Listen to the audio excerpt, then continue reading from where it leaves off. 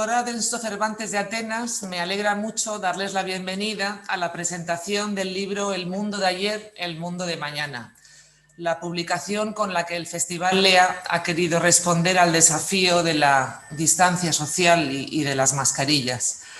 Gracias a los 60 autores y autoras que han colaborado en esta publicación, que con sus relatos, con sus textos y poemas nos han acompañado y han compartido con nosotros sus reflexiones, conocimientos o esperanzas durante el confinamiento y el aislamiento social.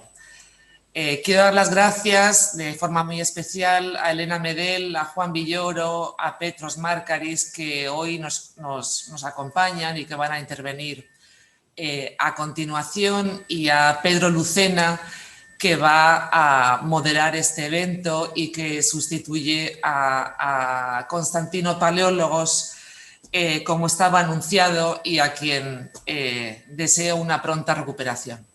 Mi más sincero reconocimiento al presidente del Festival Lea, a Petros Markaris, y a la directora del festival, a Adriana Martínez, por esta iniciativa que ha servido de unión y de conexión de griegos e iberoamericanos durante la gran agitación mundial que nos ha tocado vivir. Gracias también a todo el equipo de personas que han colaborado con tanta ilusión y generosidad en la edición, en la traducción, en la ilustración o en la corrección de textos.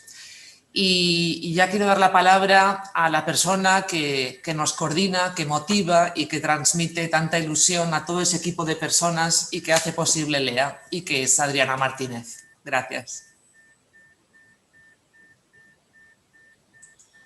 Muy buenas tardes a todos. Muchísimas gracias por hospedarnos una vez más en el Instituto Cervantes.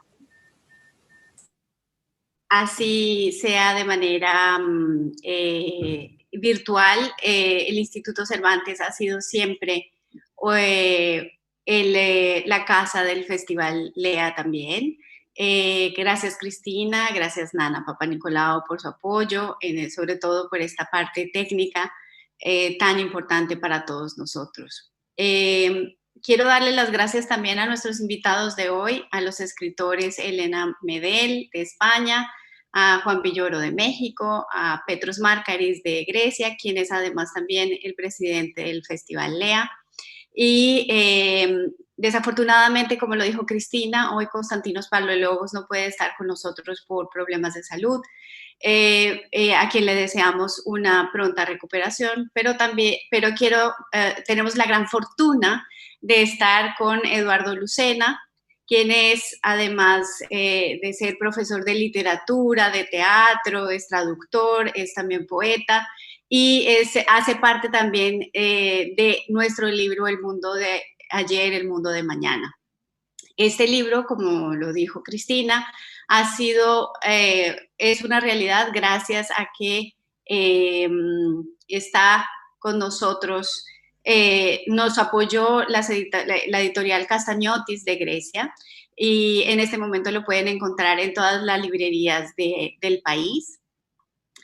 También quiero darle las gracias a las entidades que nos apoyaron para crear este libro, que son las embajadas de España, de México, de Portugal, de Brasil, de Argentina y de Panamá, el Instituto Cervantes de Atenas, el Instituto Camões y la Escuela de Lenguas y Culturas Iberoamericanas Abanico. 60 escritores compartieron con nosotros sus escritos y 12 traductores trabajaron mano a mano durante 3 meses para que este libro sea trilingüe. Bueno, en realidad es cuatrilingüe, porque tenemos el español, el griego, el portugués y el catalán. Muchas gracias a todos por estar presentes, y le doy la palabra a Eduardo, nuestro moderador, y a nuestros invitados especiales. Gracias. Buenas tardes de mi parte también, y gracias Adriana. Reitero todos los agradecimientos mencionados tanto por Cristina como por Adriana.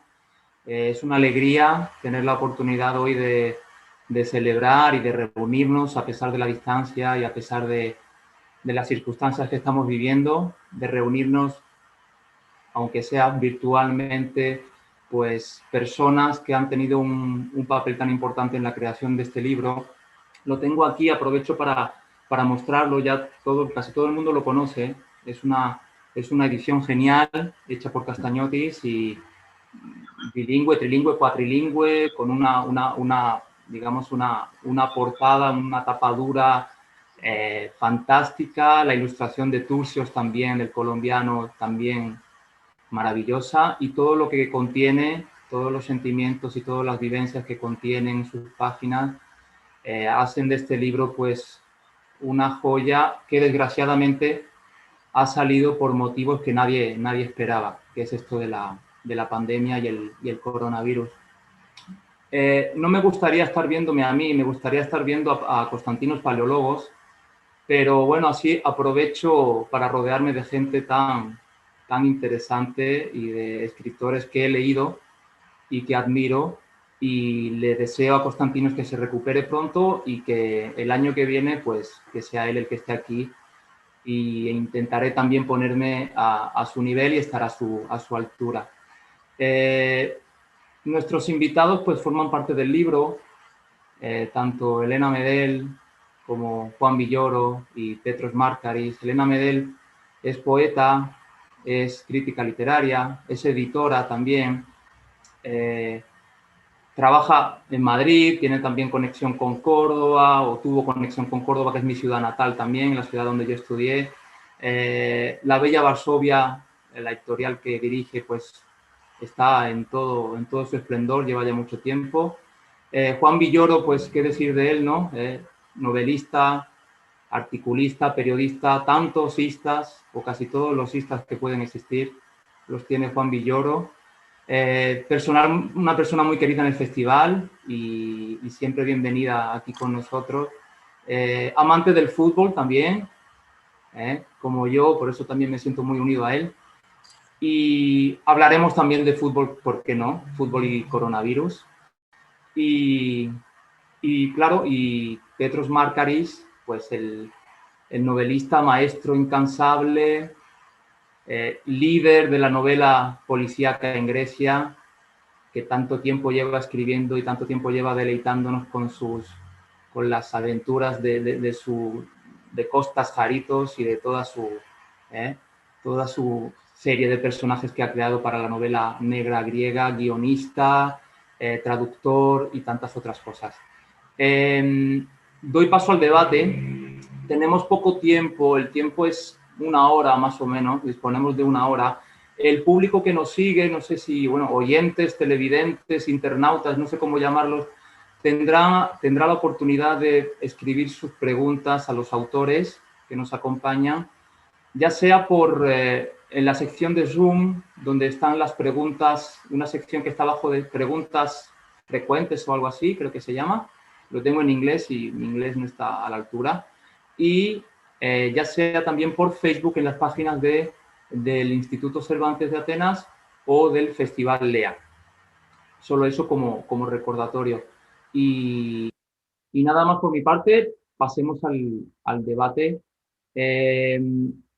Esto del coronavirus, de la pandemia, ¿cómo ha cambiado, en el caso de ustedes, ha cambiado la forma de ver la realidad y también la escritura y el proceso creativo, como el proceso creador, como literatos? ¿Cómo ha cambiado personalmente y literariamente este acontecimiento? Elena, empezamos por ti. Me silencio automáticamente. No sé si se me oye.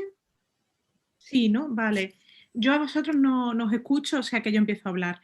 Bueno, sobre todo quería dar las gracias al Festival Lea, a Adriana por su entusiasmo, ¿no? Desde ese primer momento en el que parecía que lo teníamos todo listo para viajar en junio y llegó, llegó la pandemia hasta fechas recientes, ¿no? La verdad es que yo creo que el entusiasmo, ¿no? Es lo que para mí por lo menos define mi vínculo con el festival y bueno, pues muchas gracias también al Instituto Cervantes. Me gusta mucho un detalle del título, que omite el presente. Habla del pasado, habla del futuro, pero no menciona el mundo del presente, ¿no? Por así decirlo, porque yo creo que estamos como en una situación de espera permanente. Estamos continuamente esperando a que suceda algo más, no sé muy bien el qué o a que todo termine, pero esa por lo menos es la sensación que tengo yo desde el pasado mes de marzo, ¿no? Esa sensación de estar siempre a la espera de que esto acabe, de que algo suceda milagroso, etcétera. Entonces, en mi vida, por supuesto, han cambiado muchas cosas. A mí me cuesta mucho incluso hablar en pasado porque creo que es algo que continúa sucediendo y que va a continuar sucediendo durante mucho tiempo. Y sí que, si bien no ha cambiado mucho mi ritmo de escritura, que es igual de caótico y de escaso que antes, sí que, por ejemplo, ha cambiado mi manera de leer, porque desde hace un año más o menos, sobre todo releo, más incluso que leer libros nuevos, que descubrir, etcétera. Es como si volviera a los lugares seguros, a los libros que sé que me van a gustar, a los libros, ¿no? En los que he ido subrayando, etcétera. Ese ha sido un poco el cambio que yo he notado, pero me cuesta, ¿no? Como digo, mucho a hablar en pasado sobre algo que está sucediendo todavía. Juan. Hola, ¿qué tal? Me da mucho gusto saludarlos desde México. Siempre es un placer saludar a Adriana, generosa anfitriona del Festival Lea, los amigos del Instituto Cervantes, con Cristina a la cabeza, Eduardo, Petros, Elena, qué gusto estar con ustedes. Creo que la pandemia nos ha puesto en contacto con una situación absolutamente decisiva, y es el hecho de que hemos soportado el encierro, la zozobra, el tedio, la dificultad de convivir con otras personas, gracias a distractores culturales esenciales, y uno de los más importantes, ya lo decía Elena, es la lectura, de modo que se ha convertido la lectura en un instrumento de supervivencia. Y yo siempre he dicho que la lectura es como el paracaidismo. En condiciones normales, solo unos cuantos espíritus arriesgados la practican, pero en condiciones de emergencia le salvan la vida a cualquiera, y creo que nos ha ayudado mucho. Decía también Elena algo muy agudo, y es que el título de este libro omite el presente, habla del pasado y habla del futuro. Estamos en pausa, estamos en un paréntesis. San Agustín decía que la espera es el futuro del presente, es decir, es estar en el hoy, pero con la mente en el mañana. Y esa situación es en la que nos encontramos, en este interregno. Y creo que el libro que estamos presentando me ha puesto en contacto con muchas cosas que yo ya sentía y me las ha clarificado, de ahí la importancia de esto. Pienso desde luego en lo que dice Héctor Abad Faciolince, de la importancia de la lectura, un poco lo que yo comentaba en estos momentos. Fernando Iwasaki, escritor peruano-español, nos habla de lo mucho que hemos aprendido científicamente, porque había muchas zonas de la realidad que ignorábamos. Yo en lo personal no sabía que había una especialidad que eran los virólogos. Sabía que había epidemiólogos, pero no sabía que había especialistas en esto. Entonces, creo que nos hemos abierto a un campo de conocimiento también muy necesario. También han surgido señales de alarma. En el libro, Javier Cercas nos alerta contra el rebrote de nacionalismos, esta sensación que tienen las comunidades de enconcharse para repudiar un enemigo externo, y de pronto el virus podría ser visto como esto. Y entre los escritores griegos que nos acompañan, Mihalis Malandrakis nos habla de una situación de biopolítica preocupante. Son unos patrulleros que están recorriendo una ciudad, se sienten atraídos por una mujer y de pronto tienen ellos luz verde, permiso para entrar a todas las casas. Y uno de inmediato intuye, van a entrar a esa casa, pero no con buenas intenciones. Entonces, esta es otra alarma que se ha desatado, pero también algún tipo de esperanzas. Santiago Gamboa, escritor colombiano, nos habla de la solidaridad fundada en la desesperanza. Estas cosas que solamente pueden ocurrir cuando todo va mal. La situación, como dice en el libro Juan Gabriel Vázquez, que odian los políticos, la situación en la que todos pierden y sin embargo la sociedad civil encuentra energías inéditas. Hacia el final de su novela La peste, Albert Camus se pregunta ¿por qué son necesarios estos descalabros para que ocurran circunstancias de solidaridad que en situaciones comunes no suceden. Me parece que también es muy importante la revaloración de la casa, como hace Elena Medel en su texto. Nos han indicado los gobiernos que permanezcamos en casa. Y de manera contundente, Elena Medel dice, para mí la casa es el espacio que puedo pagar. O sea, no es ese sitio ideal, no es la Ítaca a la que llega Ulises, es el sitio que hemos podido pagar junto a vecinos muchas veces inhóspitos, de los que solo sabemos, como dice Elena Medel, que cuando piden comida por teléfono no dejan propina, etcétera. Entonces, este mundo anónimo es el hogar para muchas personas. En un sitio donde quizá no deberíamos estar o no quisiéramos estar, nos vemos confinados. Y esa también es una cara importante.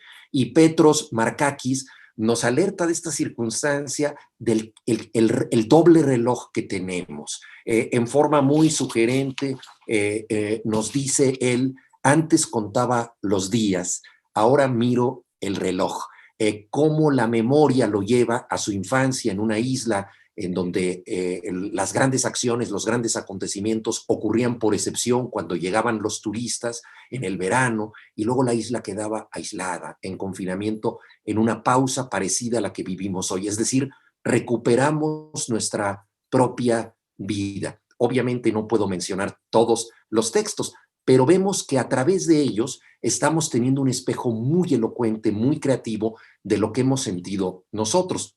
Concluyo con una mención a Sara Mesa, escritora española, en donde ella escribe un texto y con estas posibilidades que nos da ahora el teclado, simplemente tacha todas las acciones que hubiera podido tener habitualmente de contacto con los demás, de saludar de beso a una persona, de recibir de mano algo, y eso que damos por sentado se ha convertido en una situación imposible. Estamos viviendo una vida tachada, para recalcar esto que nos decía Sara Mesa. De modo que celebro pues la aparición de este libro. Para mí ha sido un espejo interior que me ha permitido entender mucho mejor las lecciones, los predicamentos, las amenazas, pero también las esperanzas que surgen de este momento. Gracias, Elena. Gracias, Juan. Kyrie Markari. Παρακαλώ.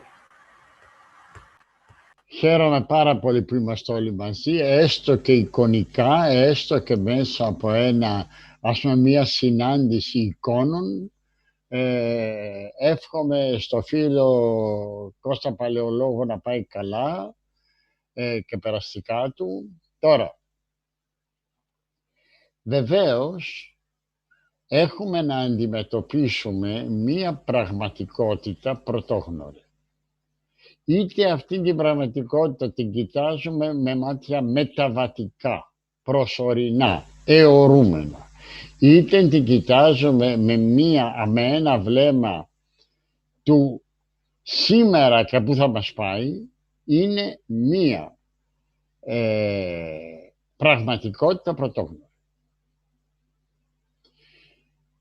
Και νομίζω ότι αν θέλουμε να μιλήσουμε μεταξύ μας, ίσως αυτή η πρωτόγνωρη πραγματικότητα σε μας τους συγγραφείς παρουσιάζει ορισμένες διαφοροποιήσεις και ποικιλίες που σε άλλα επαγγέλματα δεν τις παρουσιάζει με τέτοια ευκρίνεια, θα έλεγα. Να μιλήσω για τη δική μου προσωπική, περίπτωση. Εάν με ρωτούσατε τι κάνετε στην πανδημία, θα σας έλεγα, ξέρετε, η ζωή μου δεν άλλαξε. Διότι εγώ το πρωί σηκώνομαι, κάθομαι στο γραφείο μου και αρχίζω να δουλεύω. Το έκανα και πι κάπα, όπως λέγω, προ-κορονοϊού και μη κάπα μετά κορονοϊού, το ίδιο κάνω. Δεν άλλαξε. Εκείνο όμως το οποίο άλλαξε δεν είναι ο τρόπος δουλειάς, αλλά ο τρόπος επικοινωνίας και συναναστροφής. Διότι για μένα είχε πολύ μεγάλη αξία μετά τη δουλειά το βράδυ να βγαίνω, να βλέπω φίλους, να κάθομαι μαζί τους, να κουβεντιάζω, να πίνω ένα ποτήρι κρασί. Το ότι αυτό δεν υπάρχει είναι για μένα πολύ μεγάλη απώλεια, προσωπική.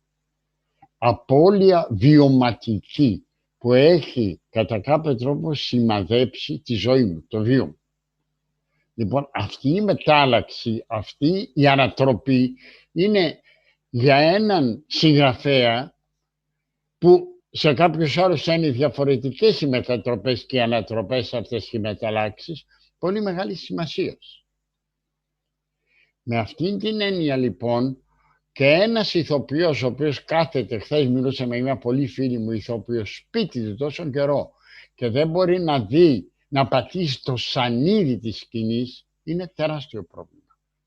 Για έναν σκηνοθέτη ο οποίος δεν μπορεί να στήσει την κάμερα και να γυρίσει, επειδή είναι τεράστιες και το κόστος και οι αποστάσεις, είναι μεγάλο πρόβλημα. Συνεπώς, το θέμα δεν είναι μόνον ο καθημερινός βίος των ανθρώπων, είναι και η ανατροπή που υπήρθε στον καθημερινό βίο καλλιτεχνών, συγγραφέων και δημιουργών. Από εκεί και πέρα, το ίδιο το βιβλίο έχει, τα είπα όλα αυτά, γιατί έχει μία διάσταση η οποία εμένα μου φάνηκε εξαιρετικά ενδιαφέρουσα. Ποια είναι η διάσταση αυτή? Το βιβλίο αποτελείται από μια πολύ μεγάλη ποικιλία στιγμιότυπων. Είναι όλα μία σειρά, αυτά που περιγράφει το βιβλίο, οι περιγραφές, μία σειρά από στιγμιότυπα. Τα στιγμιότυπα αυτά όμως έχουν την πρωτοτυπία της ανατροπής. Δηλαδή είναι ανατρεπτικά στιγμιότυπα. Μιλάνε για πώς ανατρέπεται η ζωή. Μιλάνε για το πώς ανατρέπεται η καθημερινότητα.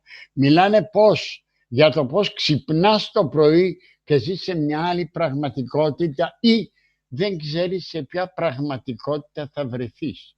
Δηλαδή όταν σήμερα διαβάζω στην εφημερίδα ότι δεν αποκλείεται, λέει ο Υπουργός Προστασίας του Πολίτη, να επιβάλλουμε την απαγόρευση από τις 6 ώρα το απόγευμα, αυτό δημιουργεί, αν εφαρμοστεί, μια άλλη πραγματικότητα. Αν αυτό το πιάσω ως στιγμιότυπο σε μια σύντομη περιγραφή, είναι μια άλλη πραγματικότητα. Άρα είναι μια πραγματικότητα η οποία ανατρέπει την προηγούμενη διαρκώς.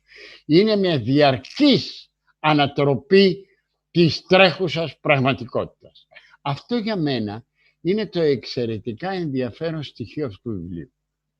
Εάν δηλαδή θέλω να πω αύριο με το καλό μας τελειώσουν όλα αυτά που περνάμε, θα βρεθούμε μπροστά και βρεθούμε με το βιβλίο αυτό στα χέρια μας, θα διαβάσουμε μία σειρά από στιγμιότυπα, το πόσο και θα αναλογιστούμε πόσες ανατροπές περάσαμε σε αυτά τα, ας τα πω, 2 χρόνια. Πόσες. Είναι τεράστια σημασία αυτή η ανατρεπτική διαδικασία. Ιδιαίτερα για έναν συγγραφέα, ο οποίος έχει ασχοληθεί εδώ και πολλά χρόνια συστηματικά με το αστυνομικό μυθιστόρημα και όπως πολλοί αστυνομικοί συγγραφείς ξέρει ότι το σημείο κλειδί σε ένα αστυνομικό είναι το σημείο ανατροπής. Τώρα ξαφνικά αισθάνεται περιθωριοποιημένος γιατί η ζωή του δίνει τόσες πολλές ανατροπές που εκείνος ποια ανατροπή να προσθέσει. Υπάρχει περίπτωση η δική μου έμπνευση να είναι πιο σπουδαία, διότι η ζωή με ξεπέρασε. Η πανδημία με ξεπέρασε. Κύριε Μάρκετ, ευχαριστούμε.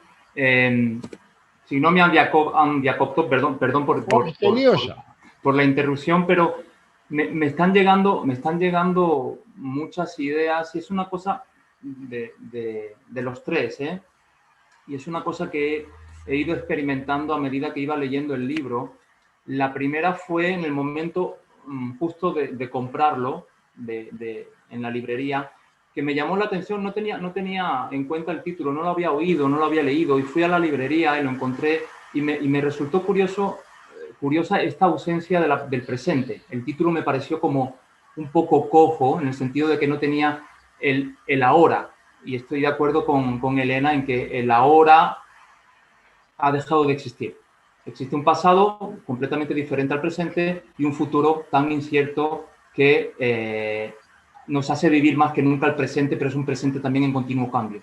En el caso de Juan, otra cosa que me pasó al leer fue que descubrí que, a pesar de que yo tenía una sola visión de la pandemia, de la cuarentena, del encierro, vi que había millones de visiones, 60 en total, mínimo, de todo este proceso.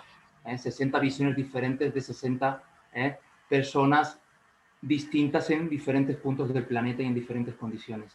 Y en el caso de Petros Markaris, ahora también escuchándolo, pues a la hora también de leer el libro, de leer los diferentes relatos, poemas, artículos, impresiones, me di cuenta de que lo que uno pudo escribir en abril o en mayo, ahora igual no lo escribiría igual. Probablemente no lo escribiría igual en febrero de 2021, 11 meses después del encierro. Entonces, eso me lleva también a preguntarles que si recuerdan ese yo, ese autor, ese escritor que se puso a escribir en marzo, abril, mayo como máximo sobre la pandemia. ¿Cuál fue el proceso de creación del texto? Y si ese Juan Villoro, esa Elena Medel, ese Petros Markaris han cambiado desde entonces. Elena. En mi caso hay algo que me ocurrió al leer el libro, y es que yo tenía la sensación, tú dices con acierto, ¿no? Que hay miles y miles y miles de visiones del encierro, de la pandemia, pero al mismo tiempo creo que ocurre algo que para mí es mágico, ¿no? Perdón por la cursilería, que yo creo que subraya el libro, y es como la posibilidad de que haya sensaciones compartidas sin importar el lugar en el que vives, el género al que perteneces, tu generación, etcétera, ¿no? Leía textos de autores y autoras que están en otros países, que escriben en otros idiomas, que viven en otros idiomas, y, y tenía la sensación de que podría haberlos escrito yo, ¿no? Porque tenía mucho que ver con mi propia experiencia de la pandemia. Para mí eso también ha sido muy, muy curioso, ¿no? Tener esa conciencia de que en este mundo globalizado, al final también en cierto modo se globalizan muchas sensaciones. En mi caso, además, yo tengo el privilegio, para mí por lo menos, de trabajar en casa, de no tener que salir si no es necesario. No pienso, por ejemplo, en el barrio en el que vivo, que ha habido continuos brotes y ha habido incluso encierros dentro del propio encierro, etcétera, y que es un barrio, bueno, pues que obrero en el que la mayoría de mis vecinos tienen que ir a diario al trabajo. Entonces, en mi caso, por ejemplo, yo sí que mantengo desde marzo prácticamente un autoconfinamiento que no se acaba, y yo sí que he ido notando cierto desgaste, por ejemplo, ¿no? Los textos que yo podía escribir en marzo, en abril, tenían otro tempo muy diferente a los que puedo estar escribiendo ahora, ¿no? Y esa sensación de la relectura como un lugar seguro es algo a lo que cada vez me agarro más. Estoy leyendo eso, cada vez más libros que sé que me gustan, que sé que he disfrutado, y a los que vuelvo incluso muchas veces buscando un capítulo concreto, un poema determinado, etcétera, porque sé que voy a salir con cierta confianza, ¿no? Por así decirlo, de esas lecturas, ¿no? Entonces, yo sí que voy notando mucho ese tiempo que pasa en este presente raro que existe, pero no existe. Un desgaste sí que va sintiendo bastante gente en todos los aspectos, ¿no? Juan.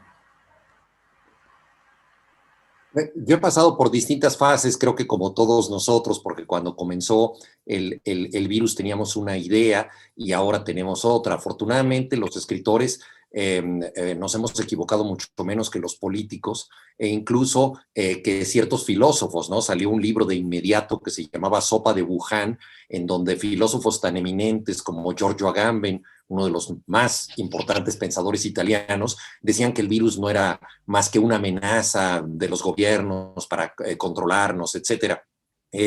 Y los gobiernos populistas, como los de Donald Trump, Bolsonaro, Salvini, López Obrador en México, desestimaron totalmente el virus y realmente si uno compara lo que dijeron al principio de que el contagio no era posible o que solamente tocaba a unas cuantas personas, que el cubrebocas no era necesario, a lo que sucede ahora en el momento en que muchos de estos mandatarios que negaban el virus lo contrajeron, ¿no? Yo creo que todo esto ha sido una enseñanza para nosotros. En lo personal, yo estaba dando clases en Estados Unidos, viví en San Francisco desde hacía 6 meses y cuando se declaró el confinamiento, fue una especie de tierra de zombies, ¿no? Estados Unidos de por sí es una sociedad muy individualista, los contactos físicos no abundan, la noción de tertulia es bastante ajena a esa sociedad y se tomó con una disciplina enorme, a pesar de que ha sido el país con más muertes. Regresé a México porque era absurdo estar enclaustrado en ese espacio, como decía Elena, que es el que uno puede pagar, y en San Francisco ese espacio que uno puede pagar es verdaderamente mínimo. Entonces regresé a México, en donde la situación es distinta, porque aquí, y creo que esa sí fue una buena medida de nuestro gobierno, el encierro es discrecional, por la sencilla razón de que hay mucha gente que si no sale a la calle no puede comer. La principal pandemia que tenemos los mexicanos es el hambre, y entonces muchas personas salen a la calle. El texto que yo publico en este libro es sobre un trompetista callejero que sigue tocando música para aliviar el encierro de los otros, y él arriesga su vida por las calles como una especie de arcángel San Gabriel, tocando su trompeta para que otros podamos estar en casa y escuchando esa música. Enclaustrarse es un privilegio, es un lujo, y como decía Petros, para un escritor es casi como una beca. Entonces al principio lo tomé como un beneficio poder estar ya sin los pretextos que siempre me digo a mí mismo que me impiden escribir y que muchas veces yo los provoco, ¿verdad? Para no estar en mi escritorio. Entonces ya libre de pretextos, no me quedaba más remedio que ser lo que debe ser un escritor, que es un profesional de la soledad, del aislamiento. Pero por más aislado que quieras estar, las cosas te llegan las noticias que afectan a los demás, no puedes ser indiferente ante lo que está sucediendo. Y yo posiblemente contraje el virus, y digo posiblemente porque tuve uno de los síntomas que ahora también se están asociando a él, que es la pérdida de la audición. Yo soy sordo ya de la mitad del sistema auditivo, perdí el oído izquierdo de manera completa a causa de lo que entonces pensé que era una gripe fuerte y muy probablemente fue el coronavirus. Entonces, ahí también, digamos que este enemigo invisible, pues me tocó de otra manera y me encontré en la situación que tienen muchos compañeros, en donde sí tienes el tiempo, sí tienes la soledad, pero tu mente está en otra parte. Te sientes como en el texto que Nikos Christos entrega en el libro, como un escarabajo encapsulado en ámbar, encerrado. Es decir, no te sientes en un aislamiento que va a durar poco y luego vas a poder ir a tomar una copa de vino con tus amigos, como decía Petros, sino que te sientes atrapado, preso. Y esto obviamente hace que no tengas la suficiente claridad ni disposición mental para escribir. Quienes han estado en la cárcel, muchas veces escritores, han dicho tener todo el tiempo del mundo en condición de prisión no es tener todo el tiempo del mundo, es estar esperando, ¿no? En inglés se usa esa expresión doing time, hacer tiempo, como un eufemismo para estar en la cárcel. Entonces, creo que también fatalmente, pues todos pasamos por esto y como decía Petros, hemos enfrentado a la dificultad de escribir con esta libertad que normalmente teníamos, también la dificultad de la circulación, ¿no? Los que escribimos teatro, pues tenemos suspendidas cualquier obra, las novelas se han pospuesto, entonces es una pausa y acudimos a sucedáneos como estos para poder seguir comunicándonos, ¿no? Entonces, estas han sido las distintas fases que yo he tenido como lector. Al principio sentí una gran curiosidad por volver a La peste, al Decamerón de Boccaccio, al Amor en los tiempos del cólera, los libros que hablan de esta situación para establecer el cuaderno gris de Josep Pla, para establecer la relación que el ser humano siempre ha tenido con distintas epidemias, ¿no? Y después llegué a una saturación y encontré otra liberación en la literatura, que es también la de pensar en mundos totalmente ajenos a la pandemia, totalmente distintos, esta apertura que te da de estar en otro sitio, en otra época, y entonces ya, digamos, he acudido en los últimos tiempos a leer cosas que no tienen que ver con la pandemia, hasta que llegó este libro y yo dije, Dios mío, ahora estoy en un mal momento psicológico para leerlo, pero lo digo con toda sinceridad, son tan creativas y tan variadas las historias que me enganché con ellas y sentí un nuevo alivio, como que eso que yo ya estaba tratando de repudiar, la reflexión sobre la crisis, se me presentó, como decía yo al principio, de otra manera, incluso en situaciones totalmente insólitas, como la que, por ejemplo, nos dice Stavros Gyatsis en un cuento en donde habla de una mujer agorafóbica, una mujer que no quiere salir nunca a la calle y de pronto, con la posibilidad de que todos estén encerrados, descubre el placer de salir escapando cuando no hay nadie en la calle, es decir, vivir a contrapelo de los otros. Entonces, bueno, este libro, digámoslo así, me renovó la confianza, la fe en seguir leyendo historias, sobre todo si están dichas de manera tan creativa, sobre el tema que nos sigue agobiando a todos. Gracias, Juan. Sí, en el caso de las lecturas, durante el primer periodo de la pandemia, mucha gente volvió a esas obras clásicas de Camus o obras que hablaban de cóleras, que hablaban de pestes y que hablaban... Luego, poco a poco, fuimos acostumbrándonos y fuimos perdiendo la seguridad y volvimos a esos libros de los que hablaba Elena, esos libros de seguridad, releer para sentirse bien, para recobrar o no perder la serenidad. Y luego, a medida que ha ido pasando la pandemia, pues estamos volviendo a funcionar como antes, seamos lo que seamos, escritores o no, pero ya la gente, o como ha dicho Petros Markaris, pues ya la gente empieza a salir también, empieza a ver a los amigos, siempre con mucho cuidado y con mucha prudencia, ¿no? Pero el ser humano necesita volver a lo que era antes, ¿no? Y hay que seguir adelante y ese futuro, pues ahora empieza a tener algo de sentido por ese desgaste del que hablábamos antes, por ese desgaste, ¿no? Y empieza a tener sentido porque es lo que nos queda y es lo que está por delante y tenemos que enfocar nuestra vida hacia él, ¿no? Κύριε Μάρκαρη. Ναι, θέλω να πω το εξής. Ένας πολύ σπουδαίος για μένα Γερμανός συγγραφέας, τον οποίο είχα μεταφράσει και πάρα πολλά έργα του στα ελληνικά, ο Μπέρτολτ Μπρέχτ, είπε κάποτε ότι ακόμα και σε μία πιο βαθιά τραγωδία υπάρχουν κωμικές σκηνές. Ακόμα και στην πιο ξεκαρδιστική κομμωδία υπάρχουν τραγικές στιγμές.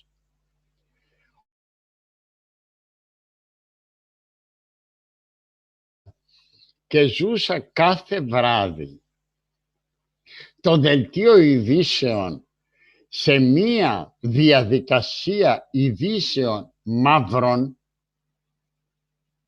τα οποία ξεκινούσαν από την απεσιοδοξία και καταλήγανε στην τρομολαγνία, γιατί έτσι συνέβαινε, με την ελπίδα ότι άμα τρομοκρατήσουν θα μείνουν σπίτι τους και θα ακολουθήσουν τις οδηγίες. Κάποια στιγμή αντέδρασα και είπα ότι δεν μπορεί, και μέσα στην τραγωδία υπάρχουν κωμικές σκηνές, παιδιά. Δεν μπορεί να γίνει αλλιώς, έχει δίκιο ο Μπρέχτ. Και έτσι κάθισα και έγραψα 4 ιστορίες για την πανδημία, οι οποίες θα κυκλοφορήσουν τώρα, ελπίζω τον επόμενο μήνα στα ελληνικά, οι οποίες είναι κωμικές ιστορίες, δεν είναι τραγικές. Είναι ιστορίες οι οποίες ασχολούνται με την ηρωνική, να μην πω κωμική, την ηρωνική πλευρά των πραγμάτων και της πραγματικότητας της πανδημίας. Το έκανα όχι μόνο από αντίδραση για αυτήν τη μαυρίλα, διότι εγώ είμαι πιο μεγάλος σε ηλικία και έζησα και μια περίοδο όπου η σάτυρα και η ηρωνία σε αυτόν τον τόπο που ζούμε στην Ελλάδα ήταν τρομερό φάρμακο για να μας ανεβάσει ψυχικά, αλλά και επειδή ουσιαστικά, όχι μόνο γι' αυτό, αλλά και επειδή εγώ ίδιος ήθελα την αντίδραση appenas στη μαυρίλα για να υπάρξω. Gracias, querida Marcaria. Sí, esa idea de lo cómico dentro de lo trágico, o esa reacción contraria a lo que está sucediendo, me lleva a otro pensamiento y a la siguiente pregunta, al siguiente tema. Siempre se ha dicho que se canta lo que se pierde. Y igual en la pandemia hemos perdido. No hemos perdido porque los que realmente han perdido pues son los que han sufrido realmente con fallecimientos de familiares o gente querida o gente que pues cuyos trabajos han cerrado o han quebrado. Esos son realmente perdedores, que había también perdedores antes de la pandemia, a nivel mundial había perdedores por desgracia, por injusticias y por desigualdades, siempre ha habido perdedores. Ahora los perdedores empezamos a ser nosotros también, el primer mundo, digamos, de alguna manera, con la pandemia. ¿Se canta lo que se pierde o se canta lo que se gana? Y me gustaría preguntarles, ¿qué se ha perdido o qué ha perdido cada uno de ustedes y qué ha ganado a nivel literario y a nivel personal? Elena. Te decía que me cuesta mucho hablar en pasado o casi valorar, porque creo que es algo que está sucediendo todavía. Creo que en España, por ejemplo, yo vivo en Madrid y parece que la vacuna va más lenta de lo que quisiéramos. Ahora parece que han detenido la vacunación, que no llegan dosis, etcétera. Entonces, no sabemos muy bien cuándo vamos a poder activar de nuevo ese presente, ¿no? Seguimos en ese estado constante de espera. Entonces, a mí me cuesta mucho valorar algo que ya digo que todavía está sucediendo, y sí que es cierto que todo lo que está ocurriendo lo estoy viviendo con la conciencia del privilegio, por así decirlo, ¿no? Yo no tengo ningún caso cercano, ¿no? de ninguna enfermedad, de ninguna muerte por coronavirus. He podido pasarlo bueno, pues en un piso más o menos grande, trabajo en casa, etcétera, ¿no? Sí que pienso mucho en todos los que no, en quienes no pueden decir lo mismo, ¿no? En quienes han enfermado, quienes tienen alguien que ha fallecido. A mí me parece que en cierto modo ese recuento casi yo lo dejaría para el futuro, ¿no? Porque además, quiero decir, no sabemos qué puede pasar mañana. Creo que eso sí que es algo que hemos podido ganar y que desde luego nos ha enseñado la pandemia, ¿no? Y es la sensación o la certeza más bien de que no puedes hacer previsiones, ni planes, ni casi conjugar nada en futuro, ¿no? Porque de repente mañana puede suceder algo peor. Eso es un poco lo único que puedo sumar, pero me cuesta mucho hacer esa valoración todavía.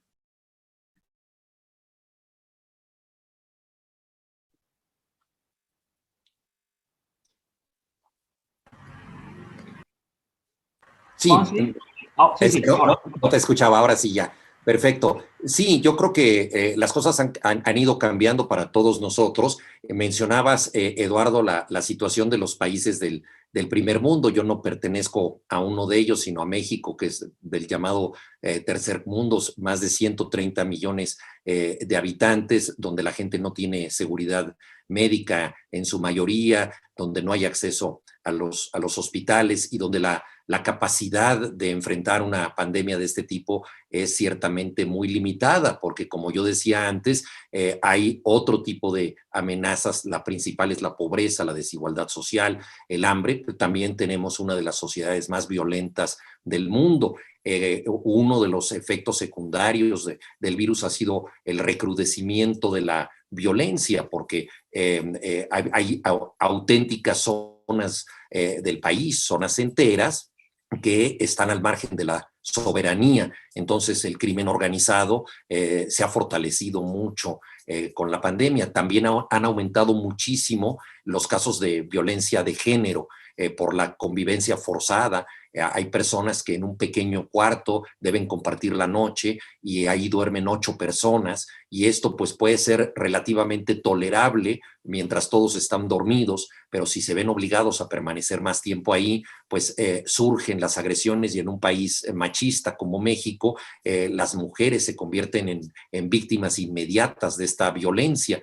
Entonces, todas estas son las circunstancias que enfrentamos, y desde luego los que pertenecemos a un oficio privilegiado que nos permite estar en casa, estamos en una situación diferente, pero creo que también esto nos ha alertado sobre la importancia de reflexionar en las absurdas sociedades que hemos construido, sociedades de enorme desigualdad.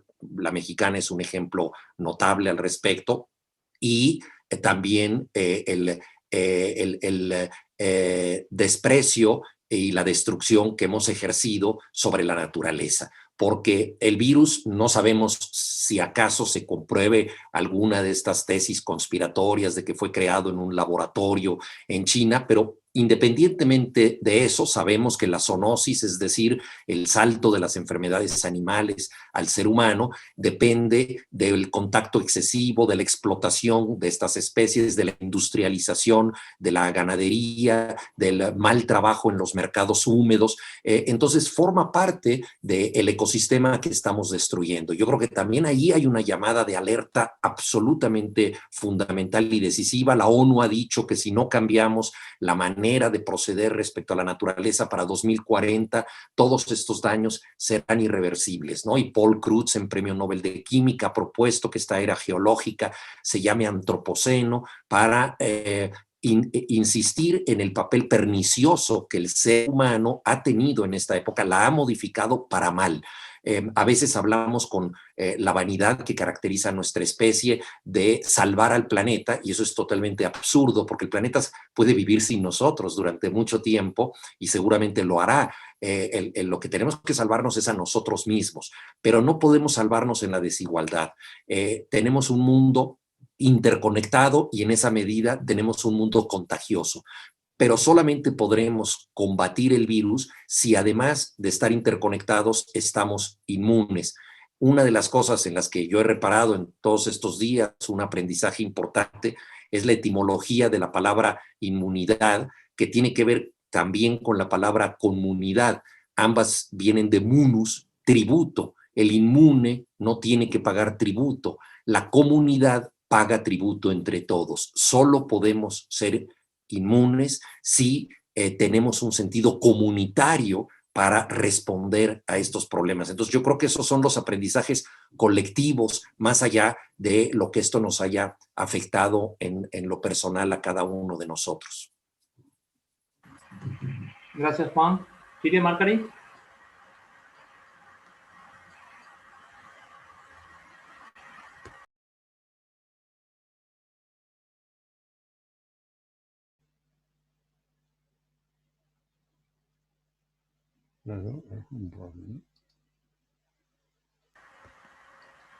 Ναι, κοιτάξτε, βεβαίως λέμε πρέπει να αντιμετωπίσουμε όλοι μαζί την πανδημία. Βεβαίως, λογικά, έτσι πρέπει να κάνουμε. αλλά δεν μπορείς να αντιμετωπίσεις μία γενική κατάσταση από κοινού όταν αυτή η γενική κατάσταση έχει από πίσω αντικρουόμενα συμφέροντα. Αυτό είναι τεράστιο πρόβλημα. Πώς κατά κάποιο τρόπο συνδυάζεις το γενικό στόχο με τα αντικρουόμενα συμφέροντα. Είναι μεγάλη υπόθεση αυτή, γιατί δεν είναι μόνο η παρανομία, δεν είναι μόνο η βία και η παράνομη, ας πούμε, οργάνωση η οποία κοιτάζει να κερδίσει.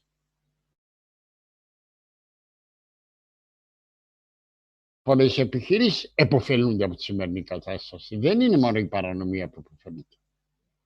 Συνεπώς, υπάρχει μία ολόκληρη κοινωνία η οποία υποφέρει σε όλες τις χώρες, και στην Ελλάδα και στο Μεξικό και παντού. Υπάρχει όμως και ένα άλλο κομμάτι μειοψηφικό το οποίο ωφελείται. Και αυτή η αντίφαση ακόμα μπορεί να είναι ακόμα πιο καθοριστική και εντυνόμενη όταν θα τελειώσει η πανδημία. Δηλαδή όταν θα φανεί η πραγματική εικόνα που άφησε πίσω της ως συνέπεια η πανδημία, και όχι μόνο στο επίπεδο, και όχι στο επίπεδο της αρρώστιας και των θυμάτων της ασθένειας, αλλά στο επίπεδο της κοινωνίας. Αυτό δεν το ξέρουμε αυτή τη στιγμή. Δεν ξέρουμε τι θα μας αφήσει, δεν ξέρουμε πού θα μας οδηγήσει, δεν έχουμε την εικόνα, δεν μπορούμε να την έχουμε. Φοβάμαι λοιπόν εγώ ότι στο τέλος της πανδημίας θα είμαστε αντιμέτωποι με μία σειρά από πολύ σοβαρά προβλήματα, τα οποία ουσιαστικά θα δημιουργηθούν και θα υπάρχουν λόγω των μεγάλων διαφορών που προέκυψαν μέσα στην πανδημία.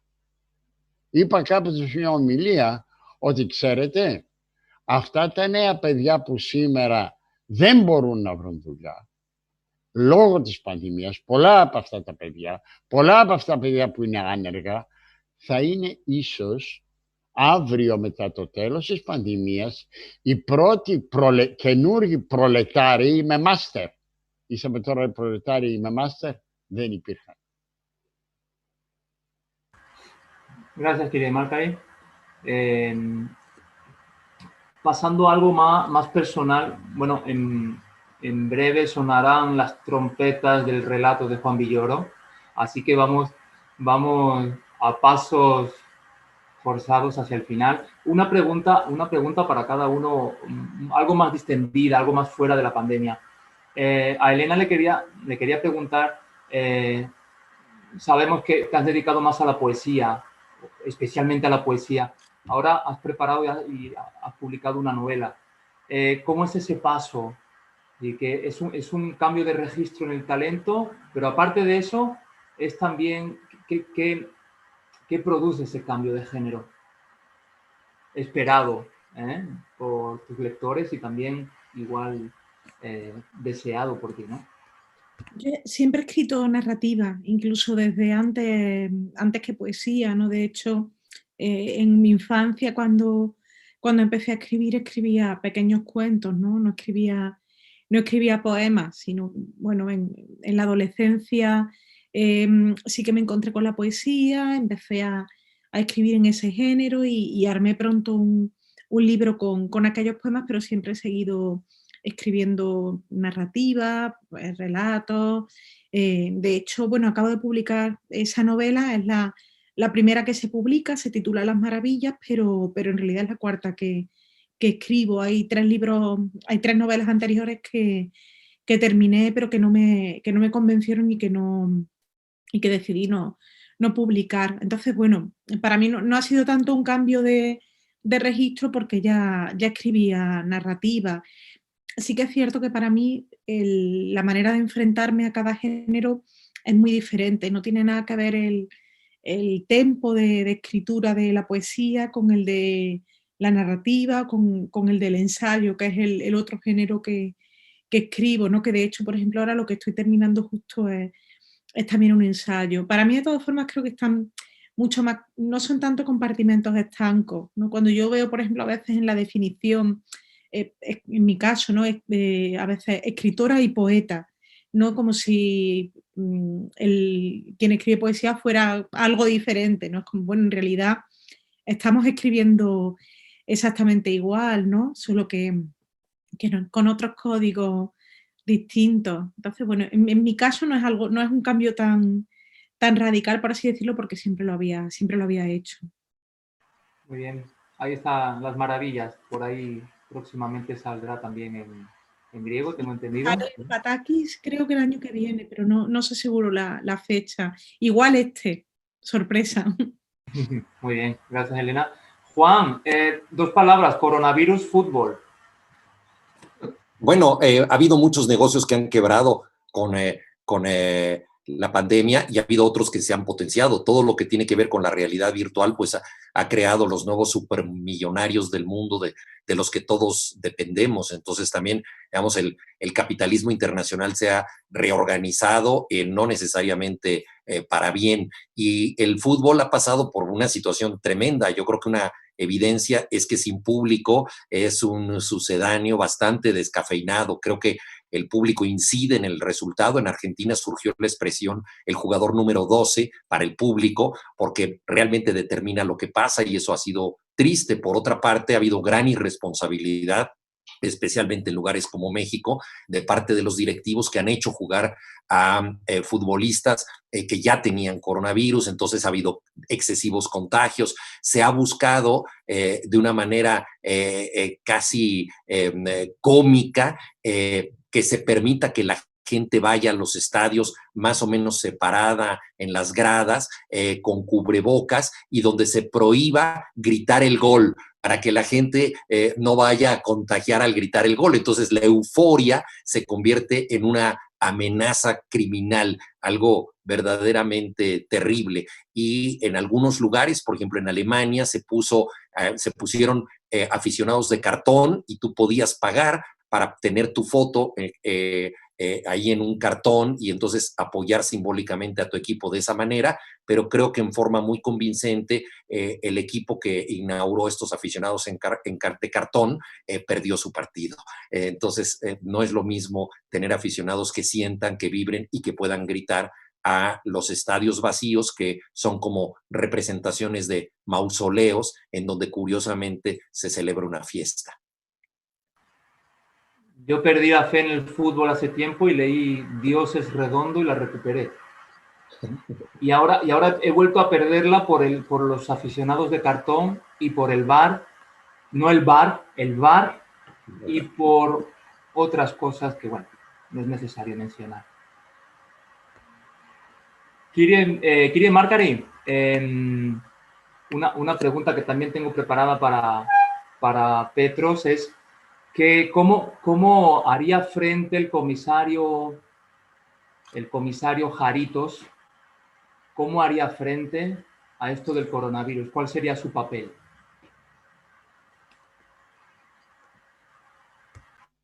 Τώρα με ρωτάτε, σε αυτά τα 4 διηγήματα, το πρώτο λέγεται «Καραντίνα» και περιγράφει τη ζωή του Χαρίτου με την Αδριανή σε καραντίνα μέσα στο σπίτι και πώς συμβιώνουν αυτοί οι δύο, και εκεί που γίνεται αυτό η μεν Αδριανή ασχολείται με FaceTime με τον εγγονό της, ο δε Χαρίτος προσπαθεί να λύσει μια δολοφονία μέσα στο σπίτι και σε καραντίνα.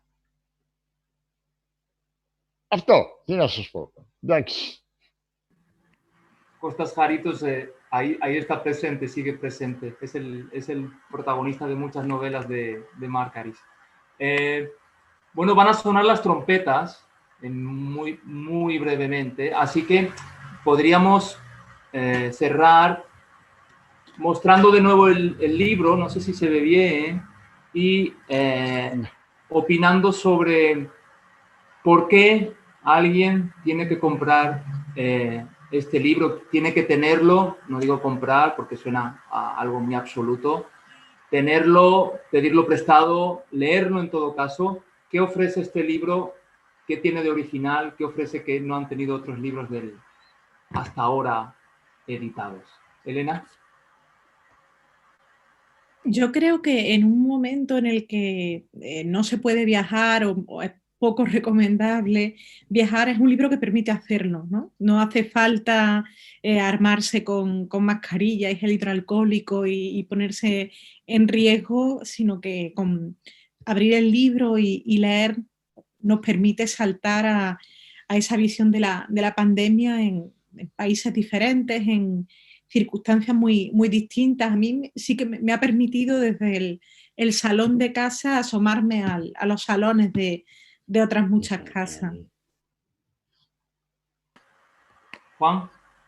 Bueno, yo hablaba de la necesidad de reforzar los lazos de la comunidad para poder resistir a amenazas como el coronavirus, y yo creo que este libro prefigura un futuro deseable, un futuro de comunidad, porque los 60 textos están interrelacionando unos con otros, son las voces de la tribu, es esta variada interpretación de lo que somos todos. Y en cada uno de estos textos nosotros podemos ver el sentido fundamental de la comunidad, que a diferencia de una sociedad individualista en donde cada quien aprovecha ventajas legales o civiles a su manera y con sus recursos y en las diferencias que concede esa sociedad, la comunidad entiende que lo que le pasa a uno le afecta a todos. Y ese es también el principio esencial de la literatura, esa universalización de la experiencia. Alguien muere en Rusia, en Japón, en México, España o Grecia, y eso nos afecta a todos. Entonces creo que este libro es un espejo de un futuro deseable. Κύριε Μάρκαρη. Ναι, σας άκουσα προηγουμένως να μιλάτε για το ποδόσφαιρο. Το ποδόσφαιρο ως αγώνας είναι ένα θέαμα. Ο κινηματογράφος είναι ένα θέαμα. Η διαφορά με το βιβλίο είναι ότι το βιβλίο είναι συνομιλητής. Με το βιβλίο συνομιλείς. Αυτή είναι η μεγάλη διαφορά. Είναι πάντα δίπλα σου, ανά πάσα στιγμή, οποιοδήποτε μπορείς, όχι να διαβάσεις όλο το βιβλίο, να λύσεις ένα κεφάλαιο και να συνομιλήσεις μαζί του πάνω σε ένα συγκεκριμένο θέμα ή σε ένα συγκεκριμένο χαρακτήρα ή σε μια συγκεκριμένη κατάσταση. Αυτό είναι το επιπλέον που έχει ένα βιβλίο. Ότι μπορεί να σε οδηγήσει στη συνομιλία μαζί του. Κάτι το οποίο δεν μπορεί το σινεμά, δεν μπορεί το ποδόσφαιρο, δεν μπορεί γενικώς το θέαμα. Το θέαμα είναι τελείως. Αυτή είναι το μεγάλο δώρο, ιδιαίτερα του βιβλίου, αυτήν την περίοδο, ότι, γιατί μην ξεχνάμε ότι ο εγκλισμός στο σπίτι σημαίνει και συνομιλία συνέχεια με τα ίδια άτομα. Κάποια στιγμή βρίσκεις το βιβλίο ως τον άλλο συνομιλητή και είσαι ευτυχισμένος. Αυτό. Κύριε Μάρκαρη, otra pregunta para Petros. ¿Cómo, ya que estamos hablando en el contexto del Festival Lea, cómo ve usted cómo ve usted el festival, el futuro del Festival Lea, como presidente honorario de nuestro festival? ¿Cómo ve las futuras ediciones? ¿Cómo las prevé, digamos?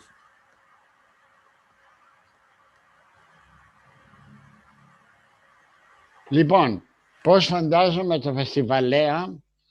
Κοιτάξτε να δείτε, υπάρχει, εάν ουσιαστικά αυτά που περνάμε, όσο σκληρά και αν είναι, κάποια στιγμή δεν τα αφήναμε πίσω μας, δεν θα υπήρχε μνήμη. Συνεπώς, η ύπαρξη της μνήμης σημαίνει ότι κάποια στιγμή θα επανέλθουμε σε μία κανονικότητα εντός εισαγωγικών, την οποία δεν μπορούμε αυτή τη στιγμή να προσδιορίσουμε, και όταν επανέλθουμε σε αυτή την ακόμα απροσδιόριστη κανονικότητα, θα στήσουμε ένα άλλο, ίσως μια παραλλαγή ή μια διαφορετική όψη του Λέα, και θα βλέπουμε αυτό που ήταν πέρσι ως μνήμη. Αυτό. Gracias, querida Marcari. Bueno, vamos cerrando. Me encantaría y seguro que a todos los internautas, oyentes, lectores, fans del festival, organizadores, patrocinadores, escritores, a todos nosotros, colaboradores, nos encantaría verles el año que viene o este año, y si es posible, cara a cara, pues mucho mejor. Si no es posible, pues estaremos aquí. La red aquí sigue, nos enganchó, nos enredó, y para bien y para mal. Yo creo que en estos momentos hoy ha servido para saber el encuentro de hoy que la red nos engancha para bien. Nos engancha para bien y estos encuentros están dando mucho, no solo al festival, sino pues, a todos nosotros, ¿no? A toda la humanidad, diría. Gracias, Elena. Muchísimas gracias. Suerte con todo. Muchas gracias. Mucho ánimo. Juan, mucha suerte con todo también. Ánimo, Gracias, fuerza hasta para luego. todo. Y quiere Marcari, Piscis, mucha suerte, ánimo con todo. Espero que se reanuden los encuentros con amigos, las salidas, no sé, que no sea solo desde el balcón o de acera a acera o de balcón a balcón, que sea real todo esto, ¿no? Y para terminar, pues querría también dar las gracias también a Dimitris Vitiñotis, que es nuestro intérprete hoy. Yo no lo estoy escuchando, pero seguro que lo está haciendo fantástico. Y también darle las gracias a las embajadas de España y México, darle las gracias al Instituto Cervantes, a la Escuela de Lenguas y Culturas Iberoamericanas, Abanico, donde tengo la suerte de trabajar y compartir muchas experiencias, al festival, por supuesto, a Adriana, nuestra directora, que es alma mater de todo lo que está ocurriendo desde hace ya 12 años aquí en Atenas. Y nada más, vamos a cerrar. Juan, Elena, Petro, muchísimas gracias. Muchísimas gracias de verdad y nos vemos muy prontito, muy prontito. Gracias a todos. Muchas gracias. Adiós.